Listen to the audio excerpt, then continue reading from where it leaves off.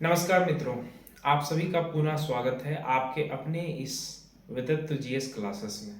आइए आज चर्चा करते हैं और देखते हैं कि कौन कौन सा प्रश्न निकल के आ रहा है जो आपके जीएस को और ज़्यादा अच्छा बना सकता है ताकि आप एग्ज़ाम में बेहतर कर सकते हैं। तो बिना समय वेस्ट किए हुए सीधे हम लोग पॉइंट टू पॉइंट अब जीएस पे फोकस करते हैं और आज के प्रश्न पे चर्चा करते हैं। तो आज कुल 18 प्रश्न आया है। मेरा टारगेट है दोस्तों इस प्रश्न की जो संख्या है इसको 30 तक लेके जाने का, ताकि मैं एक दिन में 30 क्वेश्चन तक आपको दे पाऊँ।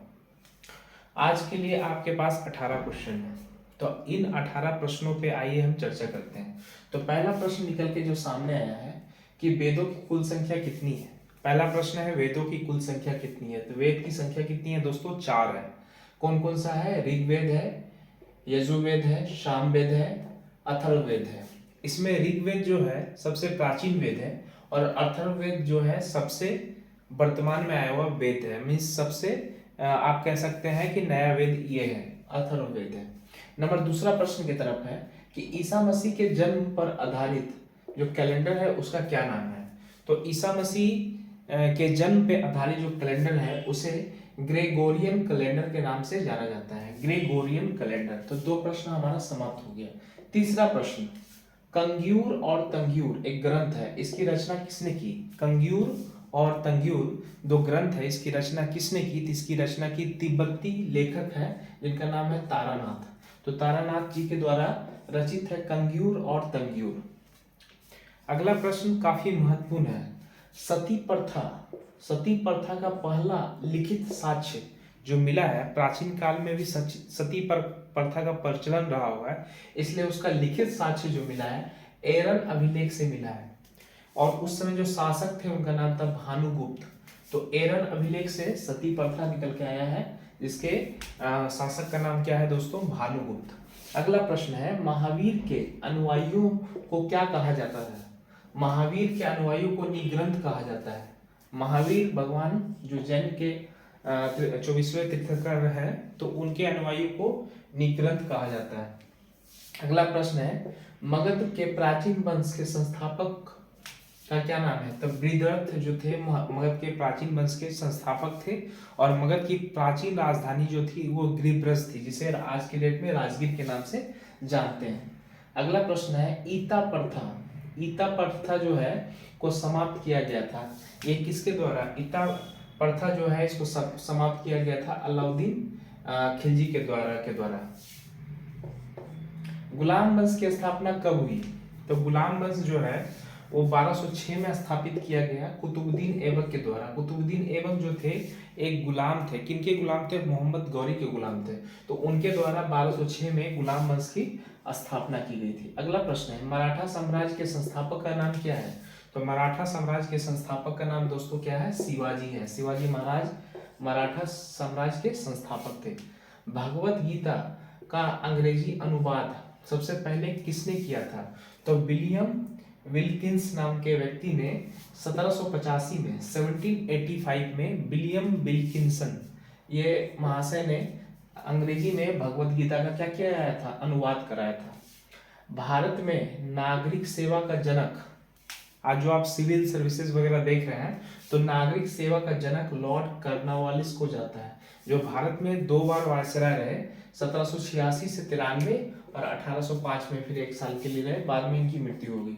भारत और बांग्लादेश के बीच सीमा जो है, भारत और बांग्लादेश के बीच की सीमा की लंबाई कितनी है। तो ये है 4096.7 किलोमीटर, 4096.7 किलोमीटर। और भारत और बांग्लादेश के बीच जो है टोटल 5 राज्य टच करता है। सबसे पहले हमारा वेस्ट बंगाल टच करता है, उसके बाद त्रिपुरा है। त्रिपुरा का 3 साइड से बांग्लादेश से घिरा हुआ है। त्रिपुरा 3 साइड से बांग्लादेश से घिरा हुआ है।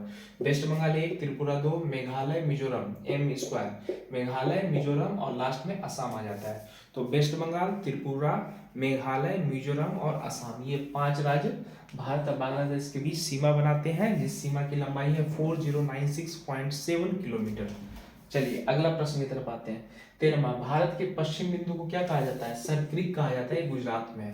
भारत के पश्चिमी बिंदु को सरक्रिक कहा जाता है, भारत के उत्तरी बिंदु को इंद्राकौल कहा जाता है, भारत के दक्षिण निकटतम बिंदु को इंदिरा पॉइंट कहा जाता है। तो 3 पॉइंट को अभी तक हम सीख पाए, आगे फिर आपको मिलेगा। भारत के मानक समय, जो भारत में जो समय निर्धारित है, अभी जो भी समय बज रहा है, तो भारत के किसी एक छोर से निर्धारित है। तो भारत का समय जो निर्धारित है 82.5 डिग्री से निर्धारित है। तो वो इलाहाबाद के निकट मिर्जापुर से लिया गया है। अगला प्रश्न, धारवाड़ का पठार कहाँ स्थापित है? तो धारवाड़ का जो पठार है वो कर्नाटक राज्य में स्थापित है। अगले प्रश्न की तरफ चलते हैं। 16वां नंबर, मौलिक अधिकार। मौलिक अधिकार का संविधान में भाग 3 में इसका चर्चा है। मौलिक अधिकार भाग 3 में लिया गया है और अनुच्छेद 12 से लेकर 35 तक लिया गया है मौलिक अधिकार। इसके पहले मैंने 2 और बता चुका हूँ। नागरिकता कल के वीडियो में था, उसके पहले आपका संघ उसका राज क्षेत्र था 1 से 4 तक, और 5 से लेके 9 आपका ये 11 तक था आपका जो सिटीजनशिप है नागरिकता का, और 12 से लेके 35 तक आपका ये हो गया मौलिक अधिकार। तो 16 क्वेश्चन क्लियर हो गया। अगला 17वां क्वेश्चन की तरफ चलेंगे। उपाधियों का जो अंत है ये अनुच्छेद 18 में इसका चर्चा किया गया है। उपाधियों का अंत कहाँ है? अनुच्छेद 18 में। और लास्ट प्रश्न आके निकल के आ रहा है, आपका मौलिक कर्तव्य की कुल संख्या कितनी है मित्रों? तो 11 है। तो इस प्रकार 18 क्वेश्चन समाप्त होता है। अब इसको एक क्विक रिवीजन कर लेते हैं ताकि हमें याद करने में और भी आसानी हो। तो वेद की संख्या 4, ऋग्वेद, सामवेद, यजुर्वेद, सामवेद, अथर्ववेद। ईसा मसीह के जन्म पे ग्रेगोरियन कैलेंडर। कंग्यूर और तंग्यूर की रचना तारानाथ। सती प्रथा का जो साक्ष्य है एरन अभिलेख, भानुगुप्त शासक थे। महावीर के अनुयायियों को निगृत कहा जाता है। मगध के प्राचीन वंश के संस्थापक बृहदरथ थे। इक्ता प्रथा को समाप्त किया अलाउद्दीन खिलजी ने। गुलाम वंश 1206 में कुतुबुद्दीन ऐबक के द्वारा। मराठा के संस्थापक हैं शिवाजी महाराज। भगवत गीता 1785 में विलियम विल्किंस के द्वारा। भारत में नागरिक सेवा का जनक लॉर्ड कर्नवालिस 1786, 93 और 1805। भारत और बांग्लादेश के बीच सीमा 4096.7 किलोमीटर। 5 राज्य है, वेस्ट बंगाल, त्रिपुरा, मेघालय, मिजोरम और असम। पश्चिमी बिंदु को सर्कल गुजरात कहते हैं। मानक समय 82.5 डिग्री इलाहाबाद के निकट मिर्जापुर से है। धारवाड़ का पठार कर्नाटक राज्य में है। मौलिक अधिकार भाग 3 में 12 से लेके 35 तक अनुच्छेद में है।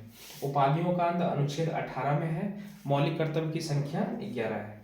तो इस प्रकार से आज 18 क्वेश्चन का जो ये सीरीज है वो आज खत्म हुआ, और कल फिर हमारी मुलाकात होगी आपसे। तब तक के लिए आप अच्छे से स्टडी कीजिए, और उम्मीद करते हैं कि आप दिल से जान से मेहनत करके पढ़ाई कर रहे होंगे। जय हिंद, जय भारत।